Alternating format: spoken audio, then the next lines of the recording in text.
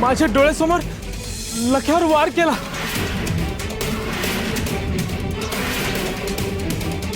मी हादरलो।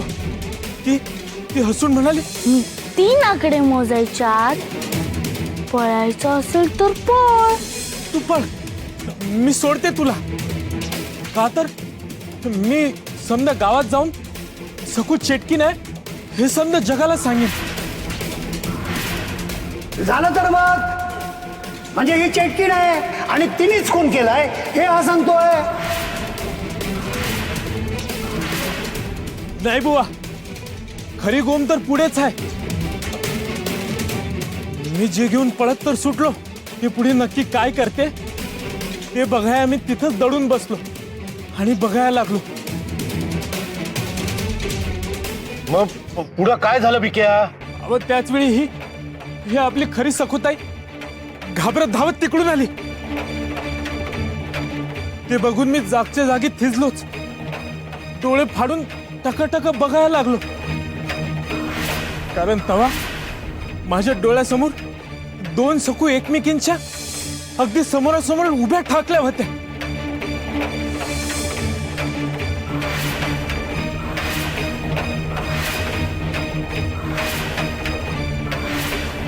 लख्याला मारणारी ती क्रूर सकू हुबेहूब होती, पण स्वभावात लय अंतर होतं। आणि ती दुष्ट सकू या आपल्या खऱ्या सकुताईला दात हिसकावून धमकावत होती।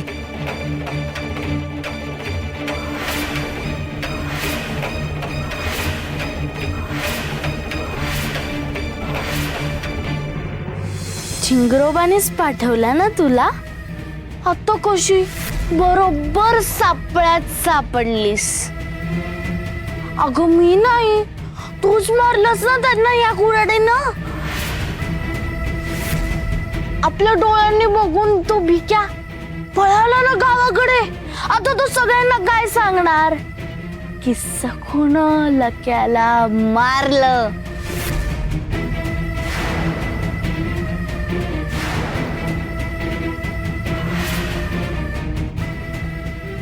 अगं त्यासाठीच तर मी त्याला पळवलं। तू तू तू असं घात का करतेस? पण एकच सांगते, विठुराया हे सगळं बघतोय। अगं हे काय केलंस तू? त्यांना का मारलंस? दुष्ट पापी। तुझं नाव आहे ना सगळ्यांना गावाला ओरडून ओरडून सांगते। सगळ्यांना सांगते मी, ऐका, सखूने लक्याला जीवे मारला, सखूने लक्याचा घात केलाय।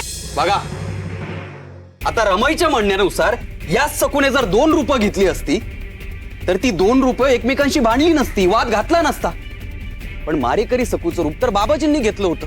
दुसरी खरी निरपराध सकू तर नंतर आली होती आणि हे दोघांनी म्हणजे पाटील वहिनी आणि भिक्या या दोन्ही साक्षीदारांनी पाहिलं आणि दोघांची साक्ष मिळती जुळती हेच पुरेसं बोलकंय। आणि हे दोघंही ठामपणे सांगतायत की खून खोट्या सकूने केला, खरी सकू तर निरपराध आहे।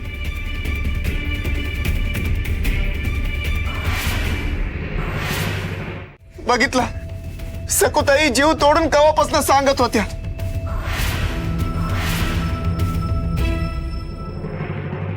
खरंच विठुरा, तू चाहून सुखरूप ठेवलंस आणि हे सगळं करण्याची बुद्धी दिलीस।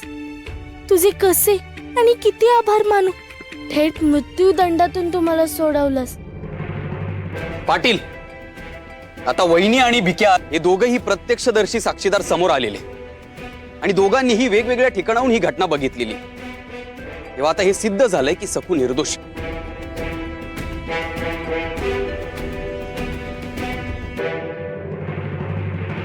यांना वाटतंय आपण दुधखोळे आहोत। 2 प्रत्यक्षदर्शी साक्षीदार काय समोर उभे केले, सगळ्यांचे डोळेच दिपले। पाटील, पण तुम्ही या सामान्य माणसासारखं करू नका बरं का। नव्याने काहीतरी पुढ्यात आलंय म्हणून आधीच विसरू नका। खुद्द मनोरमाबाई सांगतायत ही सकू चेटूक करते आणि अनेक ठिकाणी हजर असते।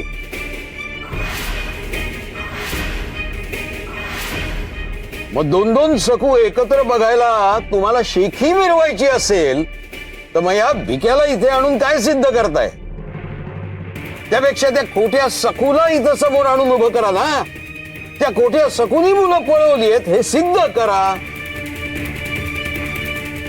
या पाटील बाई आणि तो भिक्या जे काही सांगतायत ते आम्हाला आणि सगळ्या गावकऱ्यांना पण कळू देत, दिसू देत. त्याशिवाय या सकूची सुटका होणे नाही. अहो शिवाय मुलांचाही प्रश्न आहे. मुलं जोवर परत येत नाही तोवर या सकूची सुटका नाही. ही काळ्या दगडावरची पांढरी रेघ आहे.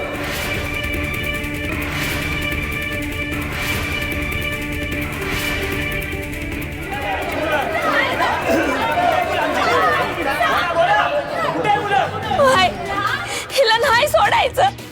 हिचं नाक दाबून हिचे हात बांधून ठेवा, म्हणजे मग बोलल ही. बोल ना चेटकी, नाही कुठे हाय माझी शिवली, बोल ना. त्यांना काय होतंय?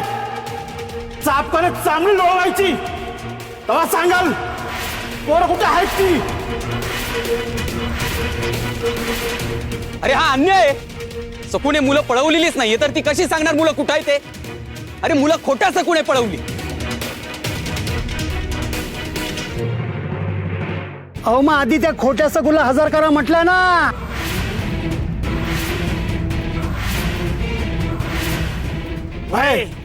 नाहीतर मारायला फटके. अरे हा हा अघोरी उपाय, असं करू नका. ऐका माझं. सखूची कृत्य सुद्धा अघोरी आहेत. तिचा कडक छळ केल्याशिवाय मुलं कुठे आहेत ते ती सांगणार नाही. आणि तोपर्यंत हिला इथेच डांबून ठेवलं पाहिजे. हिच्यावर पहारा देण्याकरता कोण पुढे येणार? अरे या मुलं कोणीतरी पहारा द्यायला. अहो पाटील, या चेटकिनीनं लाख्याला ठार केलंय. कोण येणार पहाऱ्याला? हा मग आमच्या वस्तीवरच्या लोकांचा जीव काय वर आलाय काय?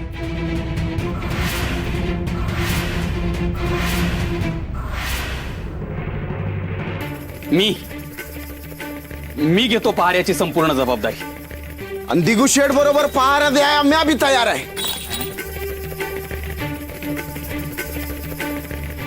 वा, म्हणजे उंदराला मांजराची साक्ष.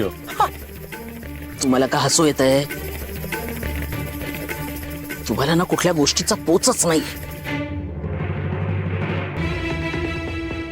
मी आधीच सगळ्यांना सांगते, हा माझा मुलगा आहे, ही माझी सून आहे, हे मी बघतच नाहीये.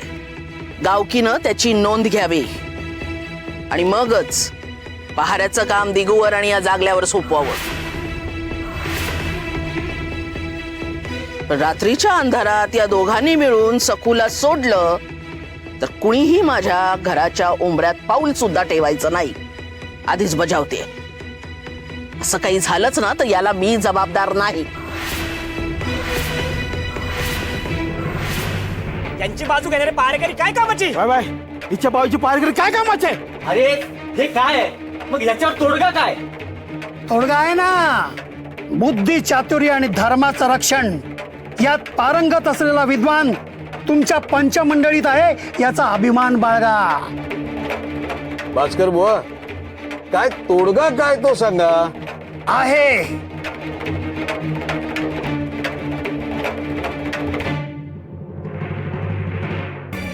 आता पहारेकरी नकोच.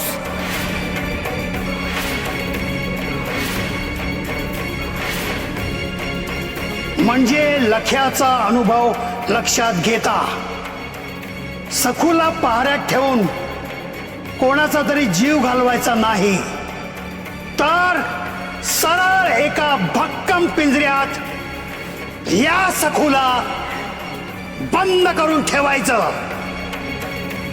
सखू पिंजऱ्यात.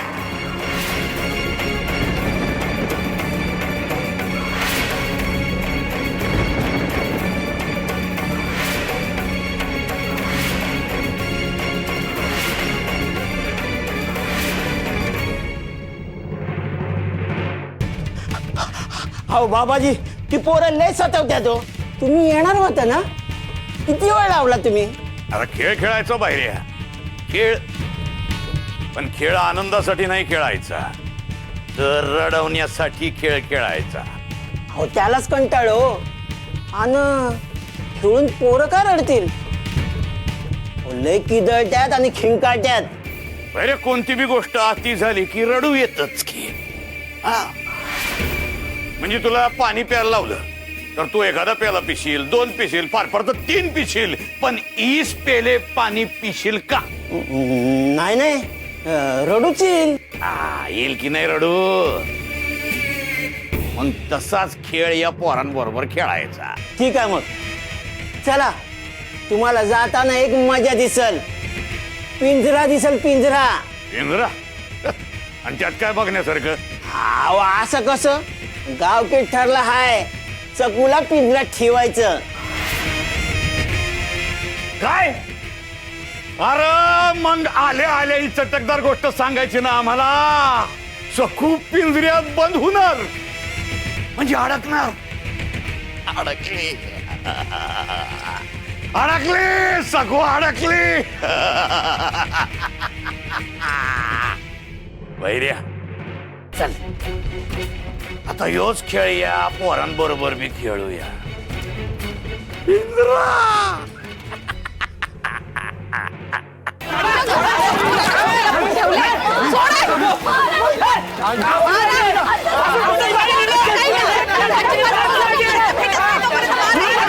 बोल माझ्या हऱ्या आणि सोम्या कुठे, नाहीतर पिंजऱ्यात घुसून मारीन मी तुला.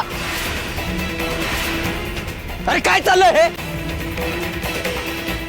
एखाद्या माणसाला प्राण्यासारखं पिंजऱ्यात डांबण्याची कल्पना सुचतेच कशी?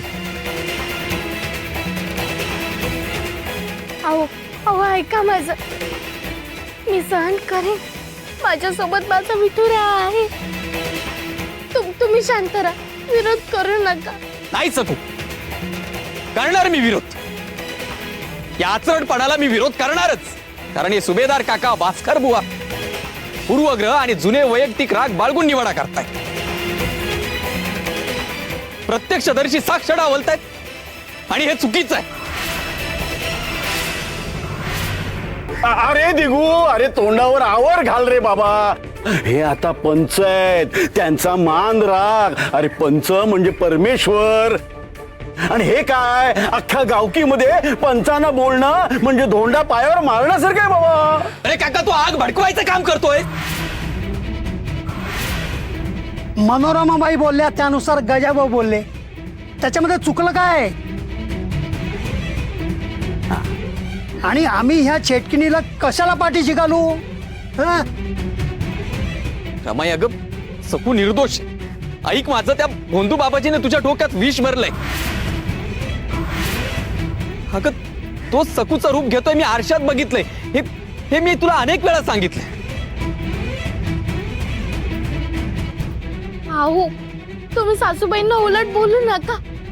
माझी चूक असो वा नसो, मी शिक्षा भोगायला तयार आहे.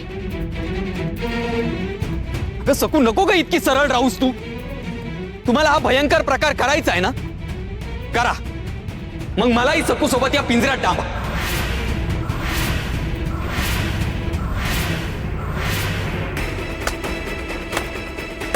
बघा बघा गावकीत सुद्धा हा बायकोचा वही कसा बोलतोय बघा.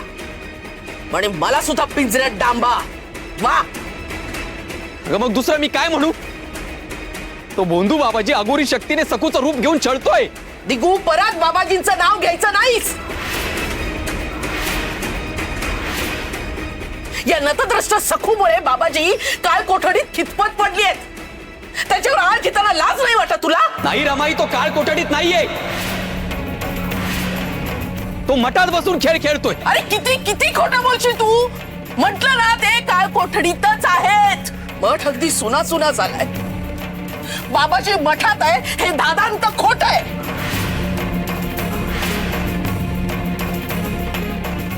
अरे हातच्या कंकणाला आरसा कशाला? आपण तिकडे काळ कोठडीत जाऊ आणि खात्री करून घेऊ ना की बाबाजी तिथेच आहेत म्हणून. पण त्याआधी आपण ह्या सकूला पिंजऱ्यामध्येच ठेवू. तिला मोकळं सोडून चालणार नाही.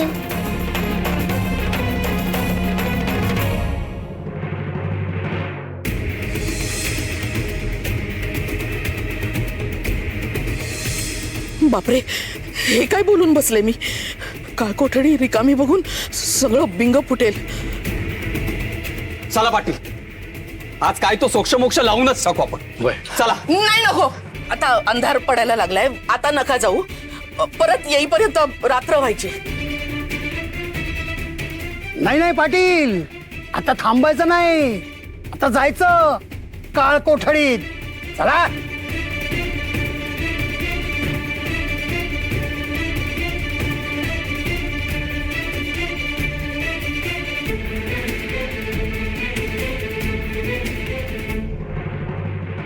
नाही, बाबाजींना सावध करायला हवं. ताबडतोब मठात जायला हवं.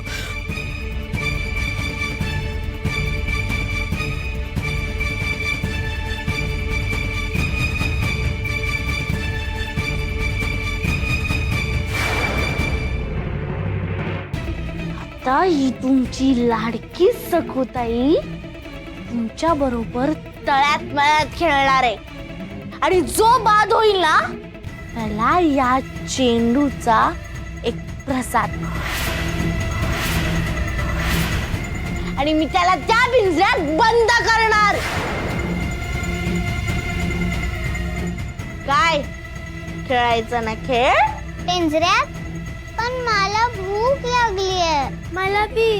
मला पण.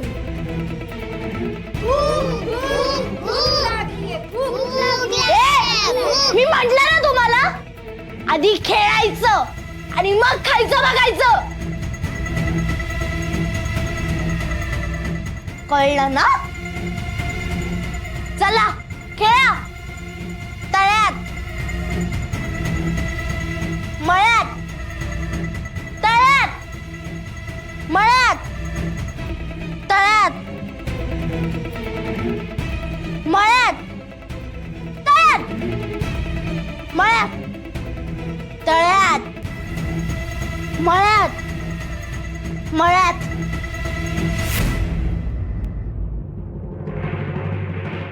बाद बाद बाद, शिवली बाद.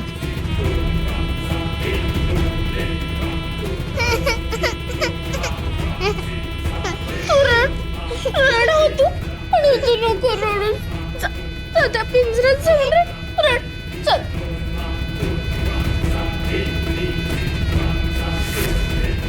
आता जोपर्यंत दुसरं कोणी बाद होत नाही ना तोपर्यंत तू इथेच राहायचंस.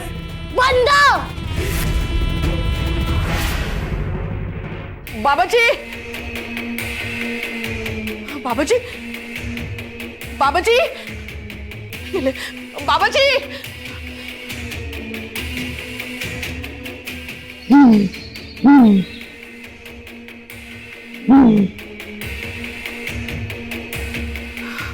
घुबडाचा आवाज काढला तरी तरी काहीच प्रतिसाद नाही. कुठे गेले असतील बाबाजी? सगळे गावकरी काळकोठडीत जाण्याच्या आधी बाबाजींच्या कानावर नाही घातलं तर खूप खूप मोठा अनर्थ होईल. बाबाजी, बाबाजी काळकोठडीत नाही आहेत. हे जर हे गावकीला समजलं तर गजब होईल आणि दिगूचं म्हणणं खरं ठरेल. बाबाजी, बाबाजी कुठे आहात तुम्ही? बाबाजी, का काळकोठडी बद्दल बोलले मी? का बोलले? काय करू मी आता? काय करू मी आता? बाबाजी, बाबाजी कुठे गेले?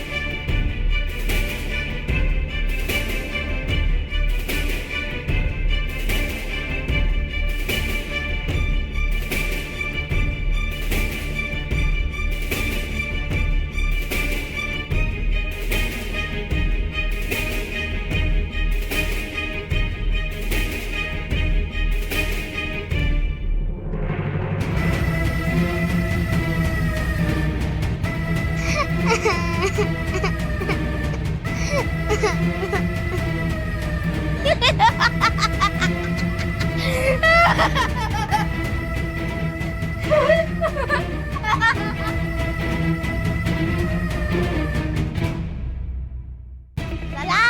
ए, तळ्यात मळ्यात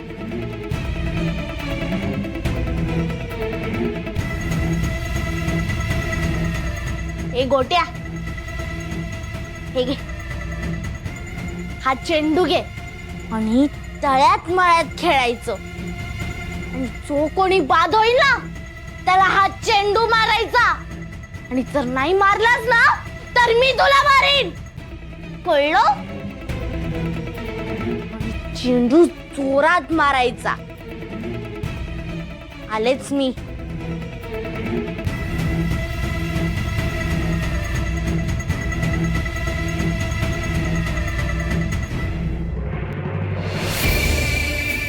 काय झालं बाहेर महादू आलाय. बाबाजी बाबाजी अव गावकी मध्ये लय गलका झालाय. ती सखू म्हणते की हे समजा तुम्हीच केलंय, पण मनोरमा बाई म्हणतात की हे तुम्ही करूच शकत नाही, कारण तुम्ही तर काय कोठडीत आहात ना. अहो पंच दिगुशेठ सोबत काय कोठडीत तुम्हाला बघायला गेलेत आणि तुम्ही तर इथं आहेत. आता काय म्हणत. आता हो बाबाजी, अहो तुम्ही तिथं दिसला नाही तर समजायला कळेल की तुम्ही सकूच्या नावानं हे समजा करताय. अहो आपलं समजा तिथं उघडं पडेल.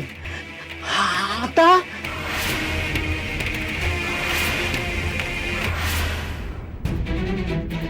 या चल. काय पाहिजे? अहो आमच्या गावातून आणलेल्या नागोजीला भेटायचंय. म्हणजे भेटता नाही आलं तर किमान बघायचं तर आहेच आहे. खातर करून घ्यायची आम्हाला की ते नक्की इथेच आहे. वय हे आव जाव घर तुम्हाला अशी जागा आहे काही? कोणी बी उठावं आणि नाक वर करून यावं असं असतंय वय? हो पाटील, तुम्हाला तरी माहिती पाहिजे या कोठडी पातूर सूर्यास्त होण्या अगोदर यायचं असतं या. त्यानंतर ब्रह्मदेवाचा बाप बी आला ना तर त्याला बी हात सोडायचा नाही असा हुकूम आहे आम्हाला. आणि जेव्हा कवा बी याल त्या येला दरबारातून मिळालेला रीतसर परवानगी दाखला दाखवायचा. समजलं? या आता. वय काय जोशात ध्यानात नाही आला आपल्या? अहो पण पाटील दुसरा काहीतरी मार्ग असेलच ना. दिगुशेठ, अहो नियमाबाहेर नाही जाता येणार आपल्याला. तेव्हा उद्या आपण रीतसर परवाना घेऊनच येऊ. ठीक आहे, उद्या रीतसर परवाना घेऊनच इथे येऊ. हा हा, चला.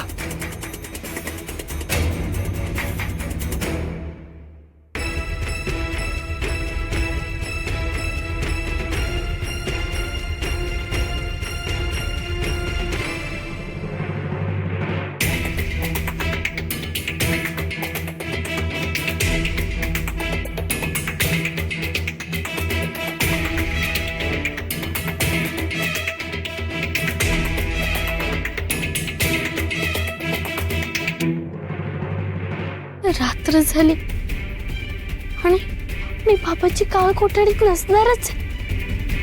पण मग एवढा वेळ का लागतो?